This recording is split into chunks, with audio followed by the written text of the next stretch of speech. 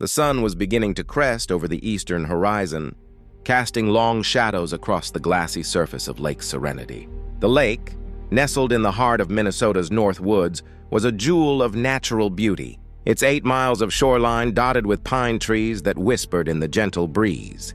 The air was thick with the scent of fresh pine needles, mixed with the earthy, metallic tang of lake water that had a way of seeping into one's soul. Marcus Thompson sat on the weathered dock, his feet dangling just above the water's edge, a fishing rod in one hand and a steaming mug of coffee in the other.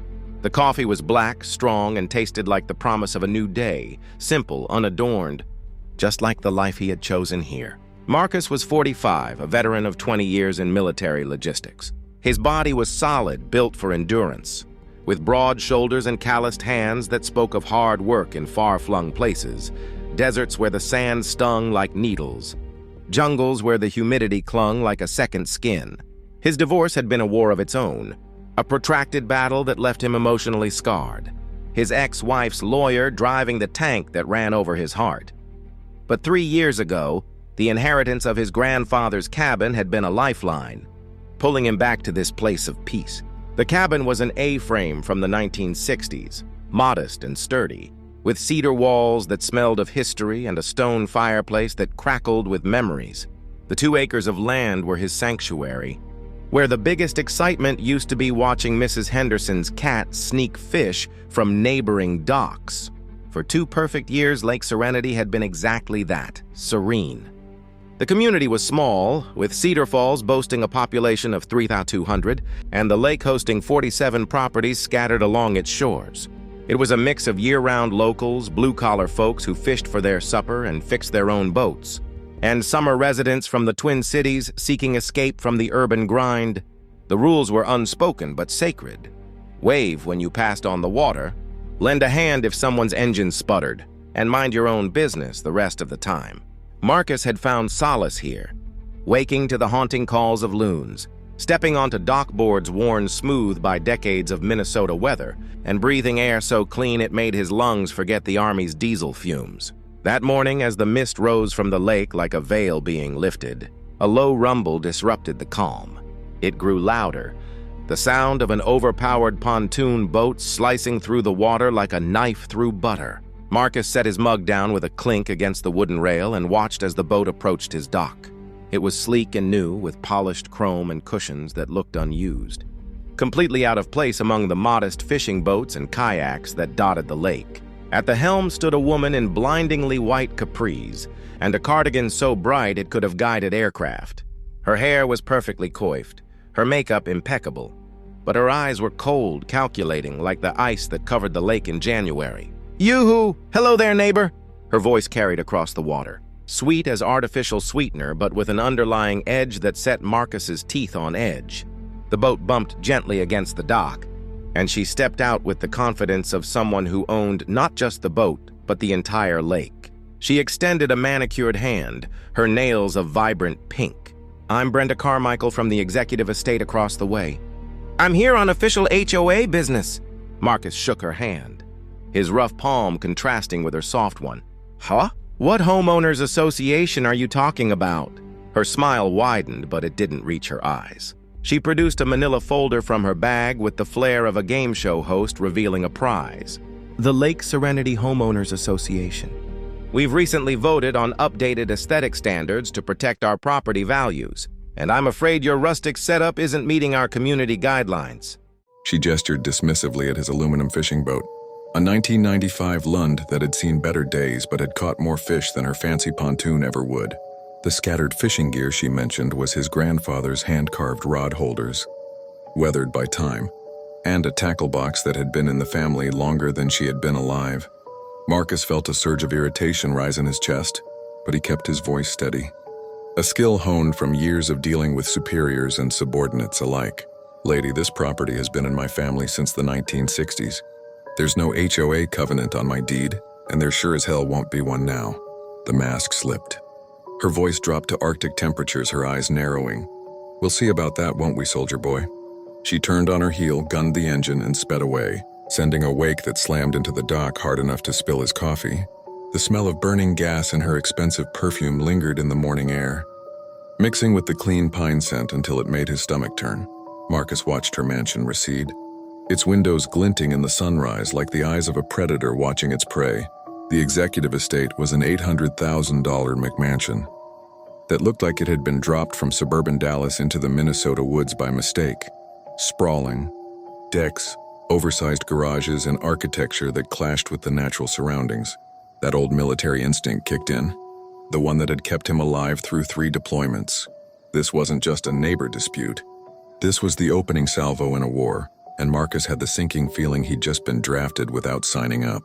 3 days later, as Marcus returned from a morning fish, 2 decent walleye in his cooler, he found an envelope taped to his front door like a parking ticket from hell. The paper was thick, the letterhead embossed with Lake Serenity Homeowners Association in blood red letters. Inside was the most elaborate piece of fiction he'd seen since his ex-wife's divorce settlement demands.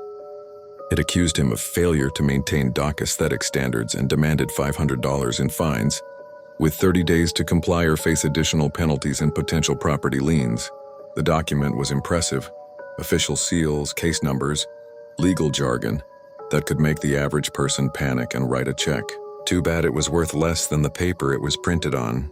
Marcus didn't panic. Instead, he filed it away in a drawer labeled bullshit and decided it was time for some reconnaissance. He drove to the Cedar Falls courthouse, a quaint building with creaking floors and walls lined with faded portraits of local judges. The basement records room smelled like old leather and broken dreams, dust motes dancing in the fluorescent light like tiny ghosts. He'd learned in the army that the best intelligence came from those who'd been in the trenches longer than you'd been alive. So he made friends with Dolores, the 70-something county clerk with arthritic hands and a no-nonsense attitude. "Another HOA victim, hun," she whispered, pulling out his property file. "That Carmichael woman's been in here 6 times this month asking about enforcement procedures and lien authority. Between you and me, honey, she doesn't know her ass from her elbow about property law."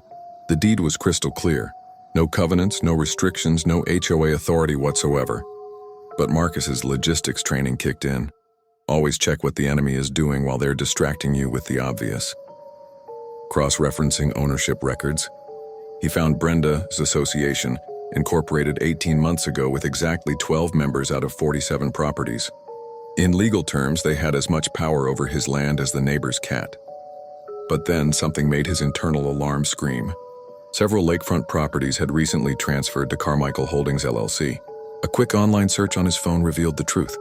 Brenda was running an unlicensed vacation rental empire, turning quiet family cabins into party houses for Twin Cities tourists, complete with loud music trash and disrupted peace, all while lecturing others on community standards.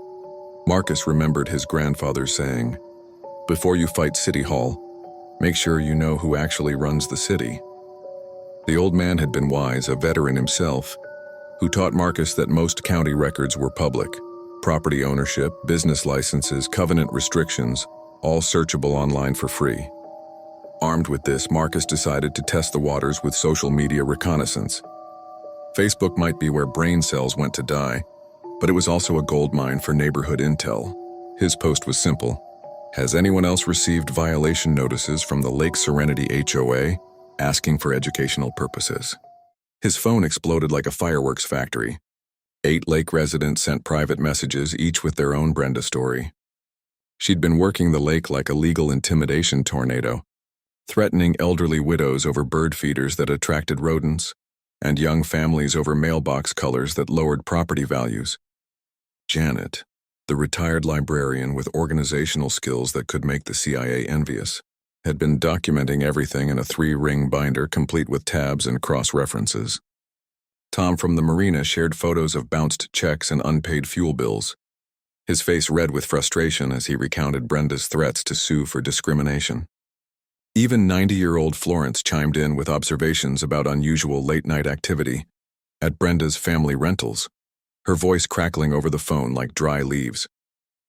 Marcus created a private group chat called the Lake Serenity Truth Squad, because if you're going to fight crazy, you might as well embrace the comic book drama. That evening, as the sun dipped below the trees, his phone rang with an unknown number. Brenda's voice oozed through the speaker like honey mixed with venom. "Marcus, sweetie, I saw your adorable little Facebook post. You're making this unnecessarily difficult for yourself." Just asking questions, Brenda. Neighborly curiosity. Oh, honey, you really don't want to go down this road with me. Her voice dropped to that special tone reserved for ultimate threats. I have connections you couldn't imagine, and I will absolutely report you to the appropriate authorities for harassment and cyberbullying. The line went dead, leaving Marcus staring at his phone, wondering what connections a vacation rental scammer thought she had. As evening settled, he sat on his dock, listening to the gentle percussion of waves against wood, breathing in air that still smelled like freedom and fish fry. The sunset painted the lake gold, highlighting the houses of Truth Squad members scattered like fortress lights. Brenda had made a critical mistake. She'd picked a fight with someone who knew how to gather intelligence before charging in. If Brenda thought Facebook drama would scare him off, she hadn't done her homework on military veterans. They don't retreat. They adapt, improvise, and occasionally overthink until 3 a.m., planning 17 battle strategies. The bureaucratic battlefield Tuesday morning brought a surprise visitor. Tom Hendress from County Code Enforcement pulled up in his pickup, the tires crunching gravel at exactly 9 a.m. Brenda believed in punctuality for her visits. Tom looked about as enthusiastic as a man facing a root canal, his uniform rumpled, and his clipboard already stained with coffee. Mr. Marcus, sorry to bother you, but I've got to follow up on reports about dock issues in an abandoned vehicle. Marcus invited him in, pouring coffee that tasted like actual coffee, not the battery acid from government offices. They walked to the dock, Tom measuring twice, checking his clipboard, then shaking his head. Between you and me, this is the 23rd complaint I've gotten from the same address in 6 months. Lady's got the county office on speed dial. That's when Tom let slip the interesting part. Brenda had tried slipping him a $100 bill during their last encounter, calling it a consulting fee for creative interpretations of building codes. The woman wasn't just playing neighborhood dictator. She was dipping into questionable practices.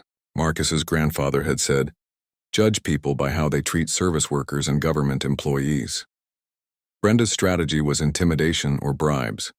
That evening, the Truth Squad attended Brenda's emergency HOA meeting, as observers, a farce as democratic as a rigged election. The great room was aggressively decorated in beige and gold, like a furniture showroom explosion. Only 6 showed up, mostly her rental managers looking bored. Brenda's PowerPoint, Protecting Our Community Investment, had pie charts and photos of non-compliant properties, all resistors. Janet took notes like documenting war crimes. During the bathroom break, Janet overheard Brenda's phone call. "I told you the payments are coming. These people are more stubborn than expected. But I've got new strategies. Legal pressure, code enforcement, whatever it takes." The pieces clicked. Brenda was under financial pressure, using pressure tactics to generate income. Marcus had seen it in the Army. Stress leads to desperate decisions. Researching her lawyer revealed he specialized in foreclosure defense. Not for neighborhood disputes unless drowning in debt.